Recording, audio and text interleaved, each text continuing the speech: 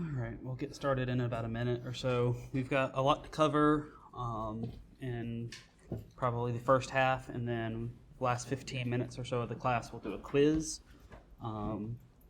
Just like last time, it's 5 questions. Each of you will get your own piece of paper this time. I killed a tree, so yeah. I graded most of the quizzes. Well, I graded all the quizzes for the first 0th quiz. I'll be inputting those grades probably in the next day or two and hand them back in your labs. Or I may just wait till next lecture, because that might just be easier. Otherwise, I have to separate them by section. Either way, so yeah, we'll get started. All right. So first of all, good afternoon. I'm going to start trying to say good afternoon more often or something. Hope everyone's weekend well. Anyone go to the Greek festival? Anybody? Nobody? Okay. I could have swore I would see at least one person from my class that's like, I saw you at the Greek festival. I was like, yes. Instructors and people have lives outside of teaching, right? So yeah. We'll get started. Like I said, we got a little bit to cover. So yeah, today will be we'll have the second or the first quiz, official first material, I guess, what you can expect for the rest of the semester kind of quiz. Office hours today from 2 p.m. to 3:30. It may take me a few minutes to get up the hill, and sometimes I get held up here, but I should be there by 2:30 at the latest. Homework 01 will be assigned on Wednesday. Yeah, and then it'll be due a week from then. So just to keep quick recap, we've learned about the file system, we learned all these commands. Lesson more or two that we didn't really go over, but they're kind of similar to Vue and VI kind of. They work kind of similarly. I'll show you in a second, but less and more are very similar. You use Q to quit it and stuff, and it just lets you view a file, really. And then a recap of last week. Case matters. We learned what Vim is. We started writing our files in Vim instead of using our mouse and clicking and stuff around. We created files, we inserted, we saved and quit, we searched in Vim, and then we learned how to do undo and redo. All right, so I'm just going to do a quick sanity check, make sure I'm recording. Yep, okay. So we review the commands we have already, but we're going to be adding on to them now. So this is kind of like the inflection point of the semester, where things are going to start really adding up. And if you don't know the things that we've already learned so far very well, you got to kind of keep up and catch up a little bit and practice and practice and practice and get fast, because now we're going to start scripting in the next week or so, which you're going to have to write a file. You're going to have to run that file. You're going to have to learn how to what commands you can put in it to do certain things with more than just the base commands, right? So, and we're going to learn regex. Regex doesn't really have much to do with what we've learned so far, but we'll learn it. The base form of it first, and then we'll start adding it in. Okay, so today we're going to review a lot of the commands, but we're going to add on a layer to them. So yeah, that's the extend commands part. We're going to learn how to use Git a little bit, just to expose you to it. It's not necessarily going to be tested, but it's at least to get you thinking about how you can use it in your classes and stuff, and for software development use cases. And then lab 3 will be on command line arguments. Again, command line arguments, we'll go over what they are in a second. All right, so what are command line arguments or options? So they're additional input into the command that you're already running, right? So we've already seen make directory. You pass in an argument in it, which is the directory you want to create.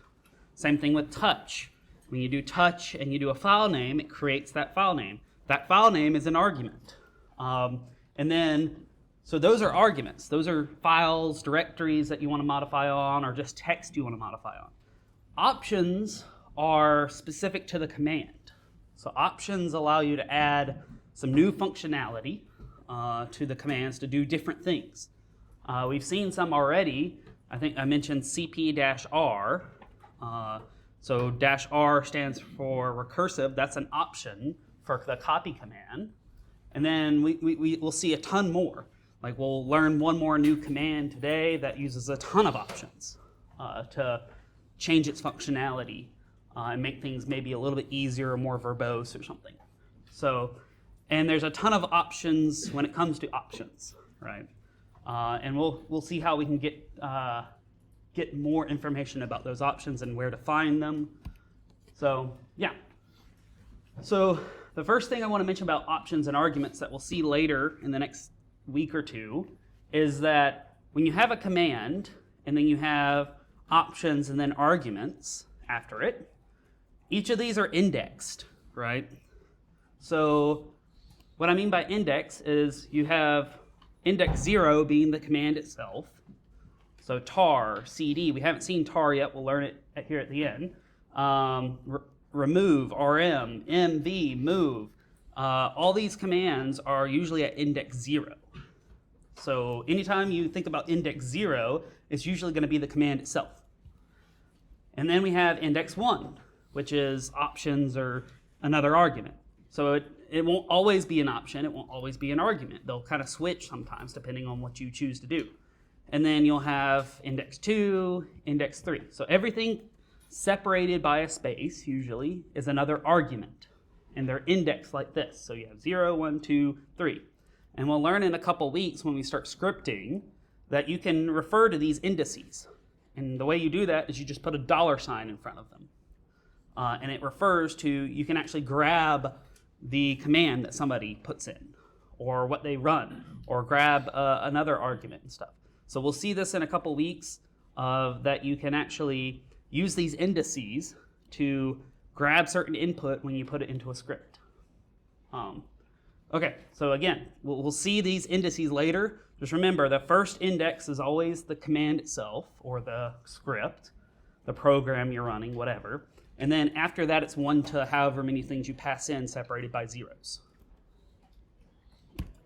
All right, so the first thing, we've kind of used it a little bit in lab, is the man command. So what does man do?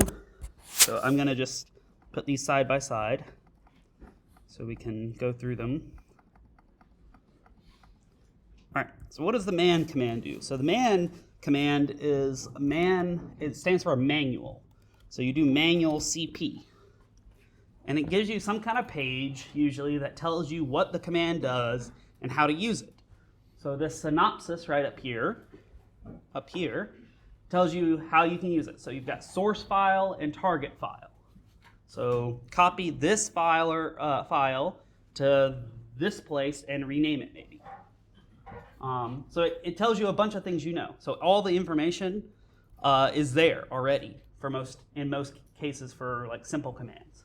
And you can like go through this and read all this. Oftentimes it's way too verbose, and I usually don't recommend the man pages. You can actually search these just like you would in Vim. So if you look down here, we have a colon down in the bottom left, just like we would in Vim. You can actually just hit / and then type in what you want to search for and press enter. And so there's no matches, right? So maybe I do -r. I know -r is in here. All right, so then it gives us these different modes, and then we can do next, just like Vim, and we can see what they do. So you can search the man page, you can look through it. It's often too verbose. What I usually like to do is just Google things. And then if we want to quit the man page, just like Vim, you just type the Q key for quit. What I like to do is just Google things. It's easier because you can be more specific, right? Google's a little bit smarter than just plain old searching and trying to find something in the man page. And like I said, especially when it comes to programs like GCC or the compiler, GCC, so I don't have it. So let's SSH into the lab real quick. 306.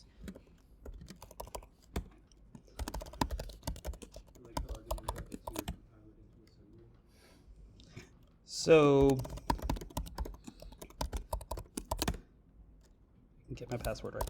Okay, so the thing about GCC is it's considered that in G++, they're considered some of the most complexest pieces of software ever written because they're compilers. And compilers are pretty hard to build. There's a class called compilers at this university. It's 531, I think, and you learn what a compiler is and how to make one, usually. But the thing about compilers and their man pages is they're huge. They're absolutely huge. So if you ever need to search something like how to compile something or how to use something in GCC, especially, you want to go to Google instead. Because finding you can feel free to read all this, but I've never read the entire man page, nor will I, because it's a lot of stuff that I don't necessarily need. So go to Google, type in what you want to find out or figure out how to do. How to use GCC to compile C++ program, yada, yada, yada. And it gives you pretty good results. So, yeah. So we have the man pages, but like I said, they're pretty verbose, usually Google things. And this shows you how to use the man pages a little bit. All right. The other thing is you can get a often shorter version of the man page, like a summarized version of it, using a -h option flag. Or --help, it's the same thing. So if I do cp-h, or sometimes it's cp-help, sometimes it's one or the other, it usually it's a little bit shorter than the actual man page.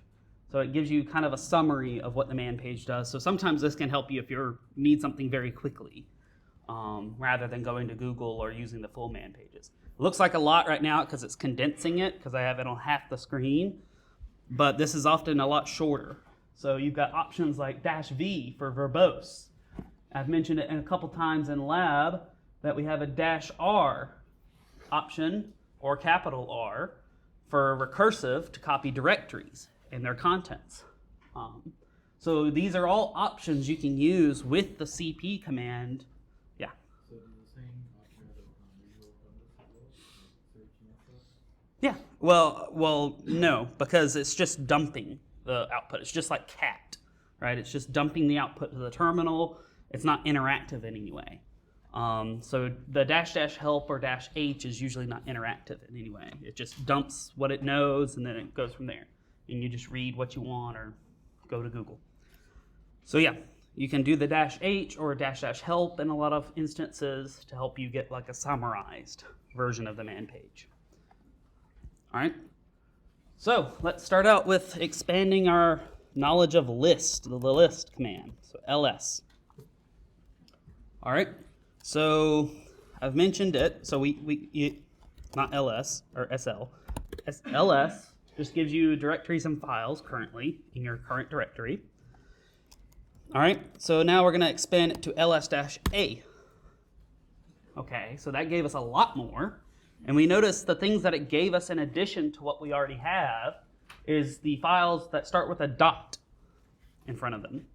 So that dot signifies that they're hidden files or directories.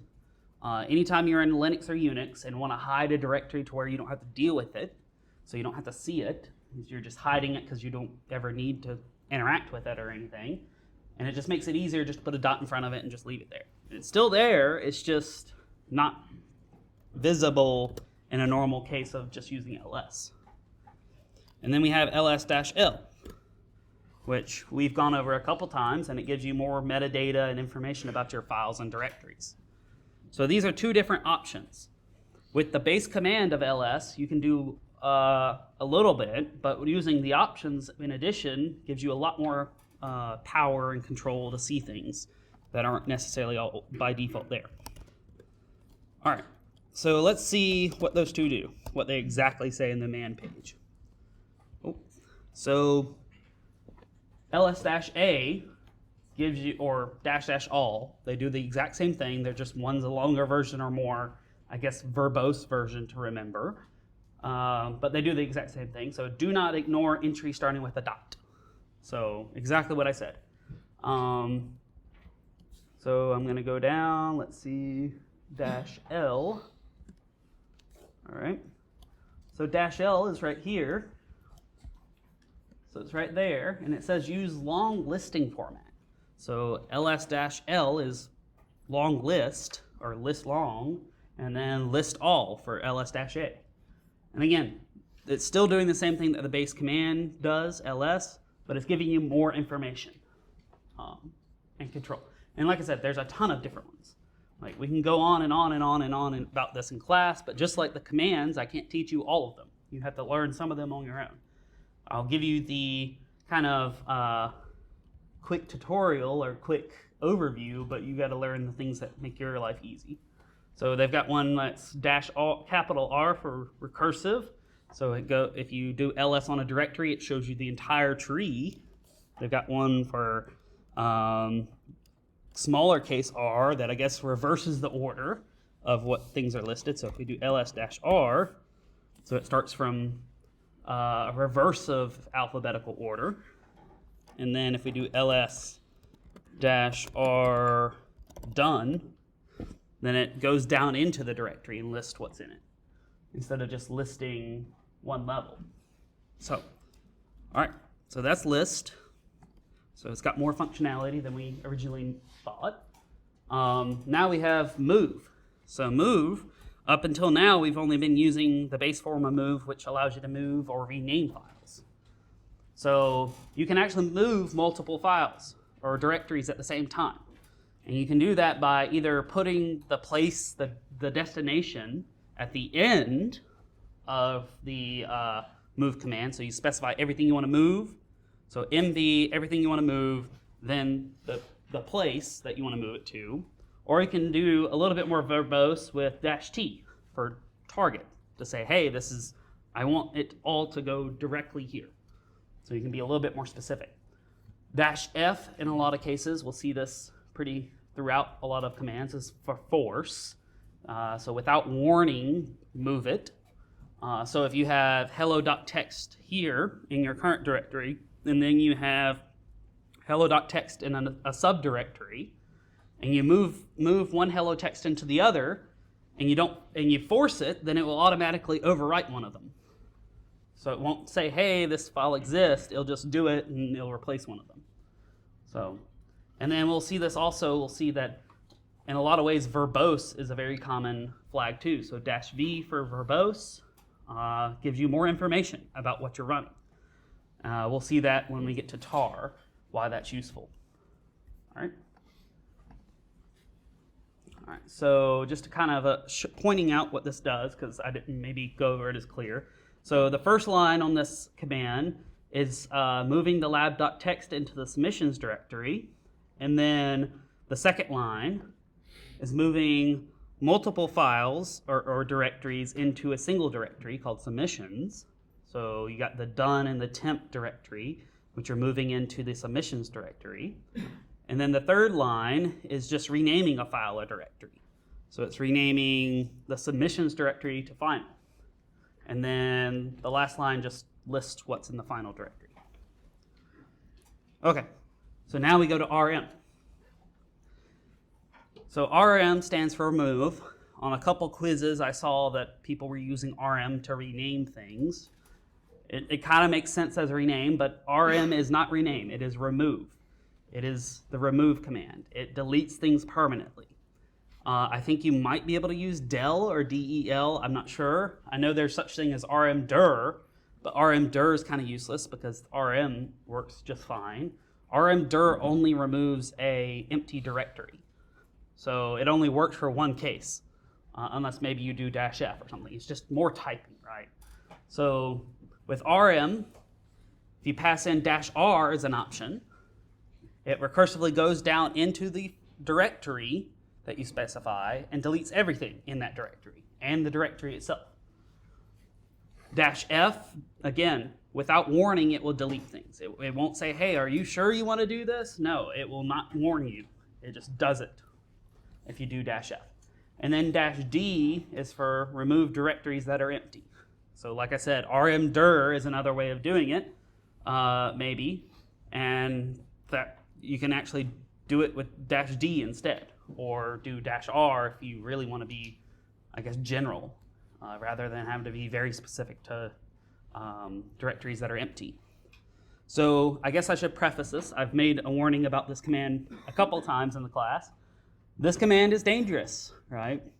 I actually thought about it before classes, spinning up like a virtual machine and actually doing rm-rf star, rm-r root or whatever. I didn't have time, but at some point I might give a little quick demo on what happens, because I've never even done it, and I don't want to on something that matters.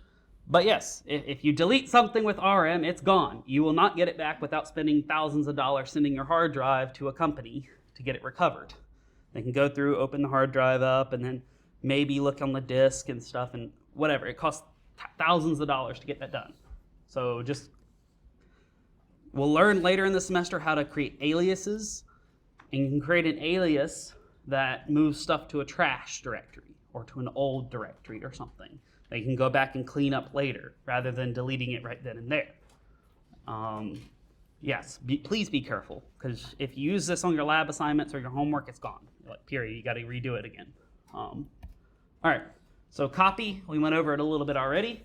So copy -r, so it copies an entire directory of things. So if we look at this little kind of demo or this animation, so we see that /done, so the done directory is empty right now, starting out.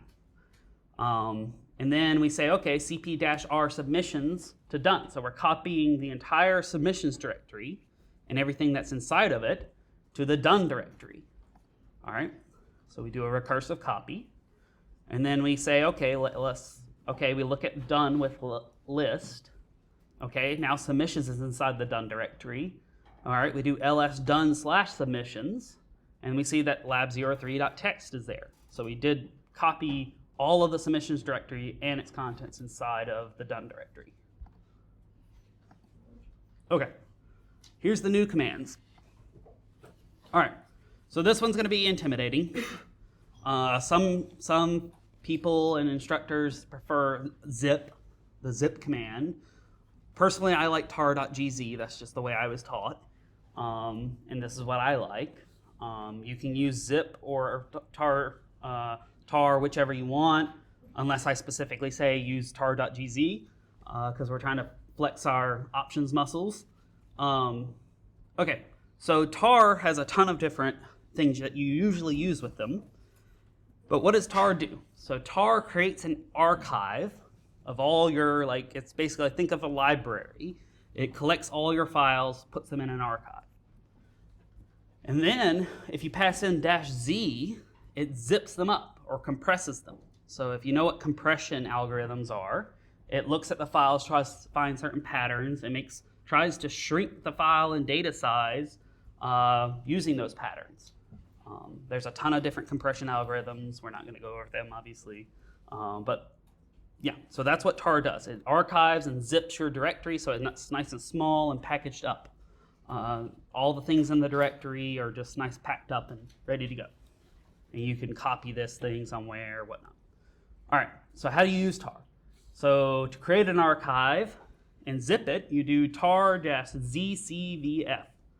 So in a lot of cases, you can combine these options without specifying another dash. So if we want to do copy verbose, we can do cp-vr or rv to do verbose copy and do it recursively. So without putting another dash, in a lot of cases, you can combine the options just beside one dash. And then to unzip it, you do tar-xvf. So extract x, zip z, right? All right, so let's do it real quick. All right, so I have this one directory, and we have done. We have another directory inside of it called submissions, and we have a file named lab03.txt. And just so I don't make a fool of myself, I'm just going to do it in case it says it's an empty file, so I'm just going to write something using vi. So hello class. Rewrite it, requit it. And so now we have something in the done file. So if we want to tar, archive, and also zip it, we do tar-zcvf. Then we specify what the file name, the output file name of it should be. So it's going to be done.tar.gz. And then we're going to pass in the directory of what we want to actually put into the archive. So notice this is a little bit backwards to what we're usually used to. We've got the output first and then the input. Whereas usually we're used to doing the input first and then the output, or the source then the destination. I believe you can change this order by just re-specifying where F is. So F is, if we actually look at the man file of tar, and we do search, we do -f, then we see, let's see, next, let's see, -f just specifies the output name, wherever -f is. So yeah, you see why I don't like using the man command. It's a lot to sift through. So yeah, if you just change where F is, it will typically make it to where you can re-specify things in a different order. But in my case, I learned using this order. So we do tar-zcvf,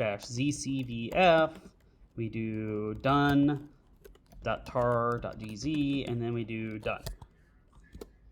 All right, so we see that it goes into the done directory, it goes into the submissions directory inside of it, and then it goes to the lab03.txt. And it archives these things, it sees all the files. So normally, if you don't specify that -v, so let's see what happens if we don't do -v. So if I kill the archived output, and we do tar-zcf done.tar.gz, and then do done, then it doesn't tell us anything, right? So -v gave us these 3 lines to say, hey, we see these files, we went down deep enough to get those files and pack them up. But if you don't do v, it just presses enter and then it's done, right? You don't know what it actually did. So verbose versus non-verbose mode gives you more information, gives you a way of sanity checking. Otherwise, you're just kind of blindly doing something. All right. So what are we left with? Whether you do it verbose or not verbose, you end up with this done.tar.gz file. And again, it just contains what was in the done directory. So if we do rm-rf done, so I just deleted the old done directory that I used to zip this up and create the file. If we use the second command to unzip it, we do tar-xvf, and then we do done.tar.gz. You see it gave us information about what it sees in that file. We do ls. Now we have this done directory. It came back. So let's go back into done. Okay, it's got our directories like we think it does. And it's got lab03.txt. If you open it in VI, there it is. So again, tar just allows you to pack everything up in a nice manner to where it acts like one file. And it makes it a little bit smaller in some cases. So that you can upload it on Dropbox without having a problem and whatnot. Okay, so that's tar. Now we're going to learn Git, a little bit of Git. So I'm going to do this on my computer. So your homework's going to be based off of this. I've got to refine it a little bit more, but your homework's going to be based off of Git. So what is Git? Git is a version control software that's usually used for coding and collaboration. So you hear GitHub, that's like the collaborative part, whereas Git itself is just mainly for version control. You can do collaboration with it, but really the web interface, like GitHub, is what makes it collaborative. So in your next coding courses, this is a good thing to do your assignments in, because maybe one night you're sitting up late at midnight or 1 a.m. trying to code some stuff, and you make some errors and you mess up your old version, right? And you don't, and then when you wake up, you're like, I don't know what I did to mess up my program. Well, if you used Git and you were religious about using Git, then you can always go back to a previous version, right? It's just like Google Docs. You can always undo or look at the previous version of files and directories and text inside of the files and whatnot. So I use this pretty often. A lot of people in industry especially use this, like companies, everything. And if you know how to use Git as a coder, you're one level above somebody that doesn't know how to use it. So yeah, please use Git. Or this is really, like I said, just a exposure so that you see it and you know what it is and you know how it can benefit you. So if you have a group project in one of your courses, Git's another way of doing things. You can communicate, collaborate, and everything. Do collaborative coding. All right. So there's 10 Git commands that you should really know. This is a lot. So a lot of these you'll use over and over and over again if you actually learn how to use Git and religiously use it. You'll have Git Init, so that just kind of creates the setup. Git clone pulls or downloads a previously existing repository. And then Git add all stages your changes. Git commit commits those changes. Git push pushes them back up to the internet or server, wherever you're going to put it. Git branch creates a little branch or fork so that you don't mess up other code. Git checkout lets you check out one of these branches. Git pull origin. Yeah, there's a ton of functionality with Git. And again, this will be in a homework, so you kind of do it yourself and you'll learn it, and I'll give you time to come and ask me questions and whatnot. It's going to be fairly straightforward, but it's really a helpful tool. So I think it was also the god of computing, or one of the new ones, Linus Torvalds, who wrote Git as well.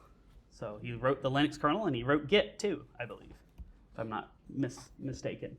All right, so there's a cheat sheet for how to use Git. It's fairly useful. It gives you all the commands. You can download it, you can print it, whatever. It tells you what each of these do. Again, I won't be testing you on this necessarily. This is just to get you, this is one way of getting you used to maybe seeing this and using it. Haha, pun. Anyway, all right, so let's do a quick Git demo. So I've been lying to you a little bit the entire semester going forward. Haven't been the most honest person. So I say that your labs aren't publicly available, and they're not for most of the time. But before Wednesday goes, you might recognize this URL. Oh, if I can type it right. I'm just going to do it through clicking, because I don't want to have to deal with URLs right now. You can find our lab on GitHub. I've been using it the entire time. So here's your Lab 1 PDF. This is where we downloaded it from. So when we use wget and enter this long URL, we're downloading it from GitHub. So we've been using it, you didn't even know it. Or I was using it and you didn't even know. And there's the second one. There's your second lab. So where's the third lab going to be on Wednesday? It's going to be here. I'll still upload it on Dropbox. But if I have to make any changes or anything, I can make them here instead of and I can also track these changes. So I can actually look at this history button, and it gives, if I had more history, it would have more history of, I think I actually have one in the, yeah, so there's a ton of history and stuff. It tracks your changes. You can actually click on these and look at, normally it'll have, if it's a text file, it'll have a line by line of what changed in the files. And you can see exactly what you changed. So yeah, that's GitHub. So I've been lying to you the entire time. They have been publicly available, but only on Wednesday morning. So don't expect to go on there tomorrow and get your lab early and finish it and submit it early on Wednesday and not come to lab. Sorry, that's not going to work. Okay, so quick Git demo. So I'm going to create a new repository. So Git is a program found on the command line. We have to make it work with the website. All right, so how am I doing on time? I'm almost out. Okay, so I'm going to create a new repository. New repository. Test 215. We'll say it's public. You can make it private, whatever. If it's a class that you're working on, make it private, so that way no one else finds your code and cheats off of you. Yeah, so create repository, and then it helpfully tells us what commands we need to run in order to actually initialize this. So we create a file. We'll learn what this exact line of code means. But first, I'm going to go into my repos. I'm going to do cd CSCE 215. So make directory test 215, cd test 215, and then I'm going to copy and paste that line. So what that did is just created a readme.md. All right, and then it also put some content in it. So if I do cat readme, it just puts test 215 in it. Then we initialize the repo, and it gives you this. Just ignore this. It's just a warning. It's fine. We add the README file because that's what we changed. We stage that change. Then we commit the change. And then this line just changes it to where the main, the like master or main branch that you use, the primary branch, is called main. So it just renames the branch. And then this is the line that connects this command line to the website. All right. And then we push it. So right now, if I refresh this page, this is what it looks like, right? If I press enter, it says new branch created, main, some output. If I refresh it now it has that file that we created. So you can sync your stuff across the command line and to Git and have version control. Now let's say I change something just real quick. So readme. So I enter it into Vim. And I say hello 215. Save and quit. And I do git add -- all. Git commit hello. And git push.